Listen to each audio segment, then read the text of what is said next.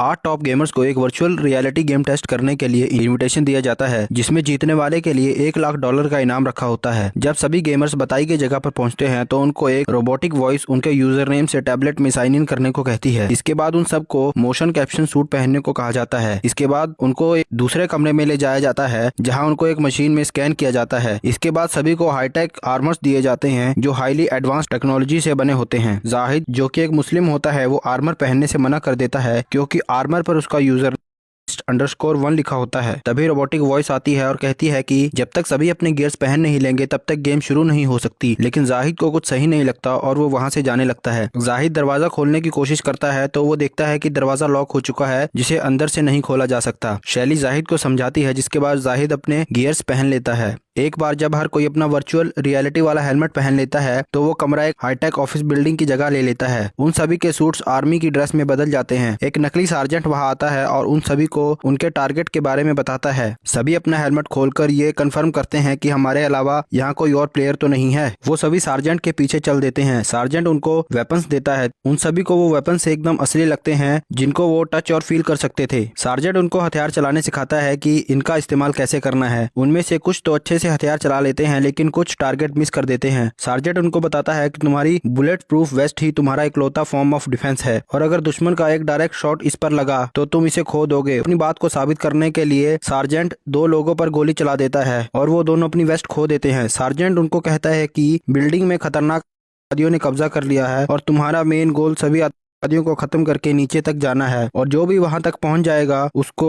Real life में $1 लाख का इनाम मिलेगा। ये कहकर सार्जेंट वहां से चला जाता है। गेम का पहला लेवल शुरू हो जाता है। आंद्रे सबको लीड कर रहा होता है। वो सभी इंस्पेक्शन करते हैं, जहां उनका मुकाबला पहले से होता है, जिसको आंद्रे आसानी से मार देता है। कंप्यूटर वॉइस प्लेयर्स को कहती है कि तुमने पहला लेवल कंप्लीट कर लिया है और दूसरे लेवल पर जाने के लिए तुमको सीढ़ियों से जाना होगा। वो सभी सीढ़ियों से नीचे जाते हैं। नया लेवल पहले लेवल जैसा ही था, लेकिन इसमें सबको नए हथियार दिए जाते हैं। आंद्रे बाकियों को सिखाता है कि इनका इस्तेमाल कैसे करना है। आतंकवादियों के पास भी इस लेवल पर नए हथियार होते हैं। आंद्रे एडम को गोली से बचाने के लिए जाता है, जिसकी वजह से गोली आंद्रे को लग जाती है और वो अपनी बुलेट प्रूफ वेस्ट खो देता है, लेकिन वादी को मार देता है। टेलर गेम के हद से ज्यादा रियल होने की वजह से डर जाती है। शैली टेलर को शांत करने की कोशिश करती है। वो कहती है कि ये सब बस एक गेम ही तो है, इसमें कुछ भी रियल नहीं है। कार्ल एक दुश्मन को शूट कर देता है, लेकिन कार्ल के पीछे भी एक दुश्मन होता है जो कार्ल को पीछे से गोली मार देता है, जिसकी वजह से कार्ल अपनी जैकेट खो देता है। फिर वो कार्ल के पेट में गोली मार देता है। शैली उस दुश्मन पर गोली चलाकर उसको मार देती है। कार्ल को बहुत दर्द महसूस होता है, जैसे कि सच में उसको गोली लगी हो। शैली अपना हेलमेट उतारती है और वो देखती है कि रियल लाइफ में कार्ल को कुछ नहीं हुआ, लेकिन वो दर्द से तड़प रहा होता है। आंद्रे कार्ल को सीरम देता है, जिससे कार्ल के जख्म भर जाते हैं और वो ठीक हो जाता है, लेकिन वो बहुत ही डरा हुआ होता है। वो सभी ब्रेक लेते हैं। जाहिद बहुत ज्यादा घबरा जाता है। वो अपना सूट निकालने की कोशिश करता है, लेकिन उसमें कामयाब नहीं हो पाता। आंद्रे का मिलिट्री बैकग्राउंड होने के कारण मार्क आंद्रे पर इस गेम के डिजाइन में शामिल होने पर शक जताता है। आंद्रे की उनसे बहस हो जाती है और वो वहां से चला जाता है। आंद्रे वॉशरूम में शीशे के सामने खड़ा होता है। उसको ये ध्यान नहीं रहता कि गेम अभी भी चल रही है। जैसे ही उसे ध्यान आता है वो अपना हेलमेट नीचे करता है, लेकिन तब तक बहुत देर हो चुकी होती है। वो दुश्मन की गोली का शिकार हो जाता है। सभी अगले लेवल में पहुंच जाते हैं। एडम आतंकवादियों पर ग्रेनेड फेंकता है, जिससे वो मर जाते हैं। अगले सीन में दिखाया जाता है कि आंद्रे खून से लथपथ खुद को घसीटता हुआ मदद के लिए चिल्ला रहा है।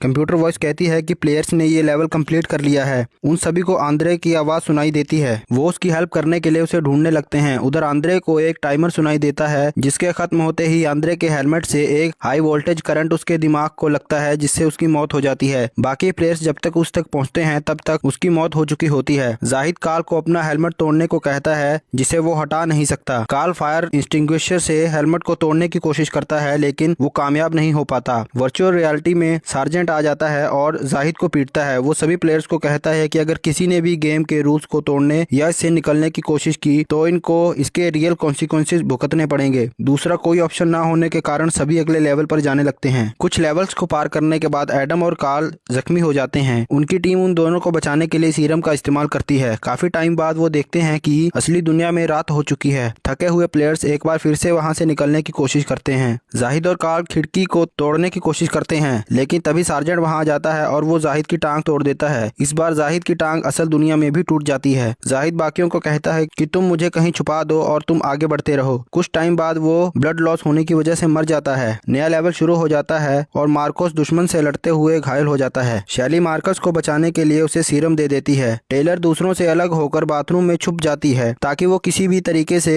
कॉन्फ्लिक्ट से बच सके। तभी वो देखती है कि एक दुश्मन उसके बिल्कुल करीब है और वो अपनी जान बचाने के लिए उसको मार देती है। कार्ल शैली से बात करता है और उसको परिवार के बारे में पूछता है तो शैली कहती है कि उसका इस दुनिया में कोई नहीं है। कार्ल कहता है कि वो भी बहुत अकेला है। एडम कहता है कि वो अपनी दादी के साथ रहता है, उनके बिना मेरा कोई नहीं है। मार्कोस का डाइवोर्स हो चुका है और एडवर्ड अपने माँ बाप का इकलौता बेटा था और अब वो अनाथ है। वो सभी समझ जाते हैं कि उनको गेम के लिए इसलिए चुना गया क्योंकि एक तो वो सभी अकेलेपन का शिकार हैं और अगर इनके साथ कुछ भी होता है तो इनको कोई ढूंढने वाला भी नहीं है। अगले लेवल पर वो देखते हैं कि सार्जेंट एक आतंकवादी को टॉर्चर कर रहा होता है। सार्जेंट उनको कहता है कि इसको टॉर्चर करके इससे पासवर्ड निकलवाओ जिससे बिल्डिंग में रखे बम को डिफ्यूज किया जा सके। एडवर्ड उस आदि को बिजली के कई झटके देता है जिसके बाद वो एक पासवर्ड उनको बता देता है। जब एडम उस पासवर्ड को कंप्यूटर में डालता है तो टाइमर शुरू हो जाता है। आतंकवादी गलत पासवर्ड देकर हंसने लगता है और टेलर उसको गोली मार देती है। मार्कोस एडम को गलत पासवर्ड डालने के कारण उस पर गुस्सा होता है। एडवर्ड सबको बताता है कि सार्जेंट ने लिफ्ट का दरवाजा खुला रखा हुआ है। वो सभी को कहता है कि जल्दी से लिफ्ट में चलो ताकि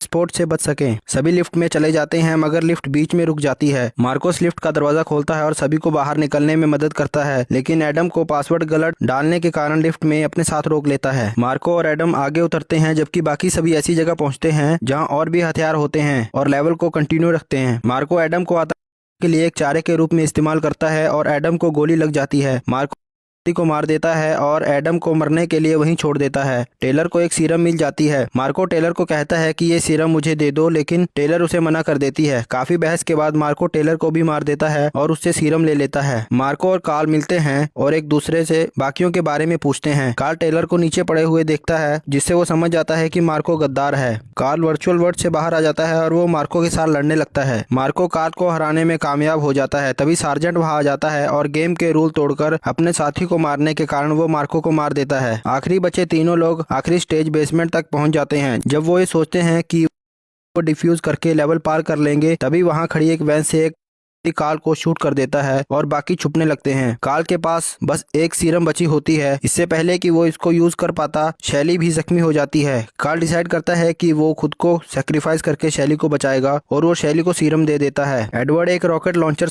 वादी को मार देता है और बम को डिफ्यूज कर देता है। गेम के अंत में सार्जेंट अपनी फॉर्मल यूनिफॉर्म में अपीयर होता है और उन दोनों को बधाई देने लगता है। शैली देखती है कि एडवर्ड सार्जेंट की स्पीच को रिपीट कर रहा है। वो समझ जाती है कि एडवर्ड ही असली गद्दार है। गेम खत्म हो जाती है। वर्चुअल वर्ल्ड गायब हो जाता है। सभी प्लेयर्स की इंफॉर्मेशन डाटाबेस से इरेज कर दी जाती है जैसे कि कभी ये थे ही नहीं। शैली एडवर्ड से जो हुआ उसके बारे में बात करती है। एडवर्ड कहता है कि मुझे नहीं लगा था हम ये कर पाएंगे। शैली एडवर्ड को कहती है कि तुमने जो भी किया सब गलत है। वो सभी जा चुके हैं। एडवर्ड कहता है कि अगर तुम पुलिस के पास भी जाओगी तब भी तुम पर कोई विश्वास नहीं करेगा। एडवर्ड अपने एक आदमी को शैली लेने के लिए भेजता है लेकिन शैली उससे बचकर उसकी गन ले लेने में कामयाब हो जाती है। गेम में सीखी गई लड़ाई के स्किल्स का इस्तेमाल करके शैली लाइट में गोली चलाकर अंधेरा करके छुप जाती है। एडवर्ड अपने आदमियों को उसके पीछे भेजता है लेकिन वो अंधेरे में उनको मार देती है। वो एडवर्ड के सामने होती है। एडवर्ड शैली से अपनी जान की भीख मांगता है लेकिन शैली उसको शूट कर देती है और बिल्डिंग से बाहर निकल जाती है और कहानी यहीं पर खत्म हो जाती है।